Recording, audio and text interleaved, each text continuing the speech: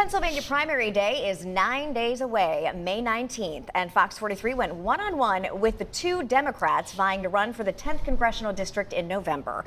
Thanks for joining us for Fox 43 News. I'm Amy Lutz. I'm Evan Forrester. Tonight, Fox 43's James Corrigan brings us his interviews with both Janelle Stelson and Dauphin County Commissioner Justin Douglas as they compete for the nomination to run against Republican Congressman Scott Perry in November.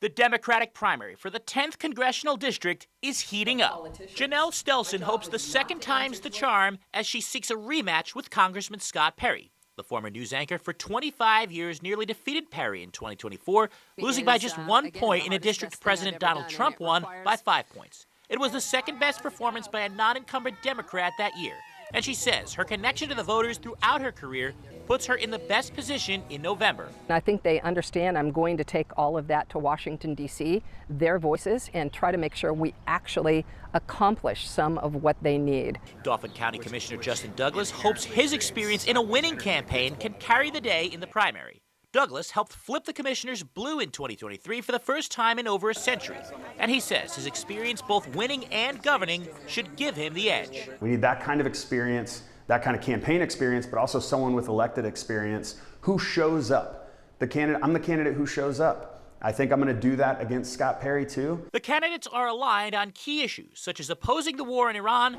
banning congressional stock trading, and supporting congressional term limits. On immigration, Stelson says she will fight what she says has been illegal raids by ICE. A lot of families are now afraid to go out to the grocery store even, have somebody else bringing in things for them. They're not following the law, and that affects people. We all have to follow the law. Why shouldn't they? Douglas, meanwhile, has criticized Stelson's criticism of the influx in border crossings under President Joe Biden.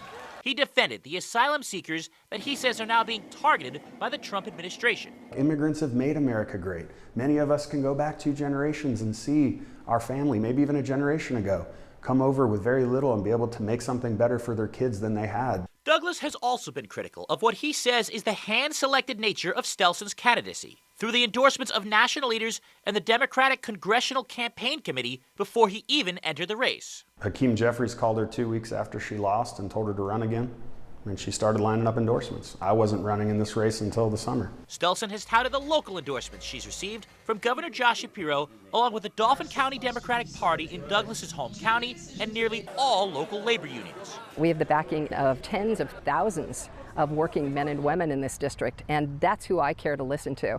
Douglas has also criticized Stelson for not engaging with him at forums and events. He repeated his stance of not committing to endorsing Stelson in the general election if she were to beat him. It's a lot harder for me to just auto-apply my endorsement to somebody.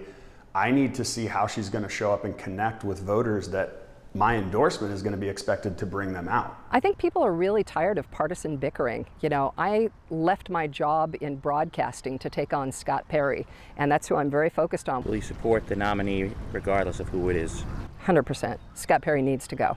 With the primary on the horizon on May 19th, both candidates are making their final case to Democratic voters for why they should be the one to face Scott Perry in November. I can actually take all of those issues and concerns, and if I could take those voices to the halls of Washington and actually accomplish something that makes people's lives better, I would feel like I'd done a lot of good in my life. I would stand up for my values. I'm a principled person. I'm not bought.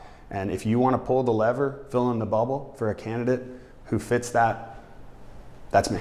Now, Perry is running unopposed in his primary as he bids for his 8th term in the House. Now, the primary is the highest profile race being contested on May 19th, and it's far from the only one. We'll be previewing much more of what many of you will be voting on that day right here on Fox 43 all week and on fox43.com. James Corrigan, Fox 43 News. Now, with the primary election coming up, Fox 43 has what you need to know ahead of Election Day. The deadline to apply for a mail-in or absentee ballot is just days away on Tuesday, May 12th. Candidate bios for each race in South Central PA and upcoming deadlines can be found on the election guide on our website, fox43.com. We will also be bringing you live election night coverage on Tuesday, May 19th.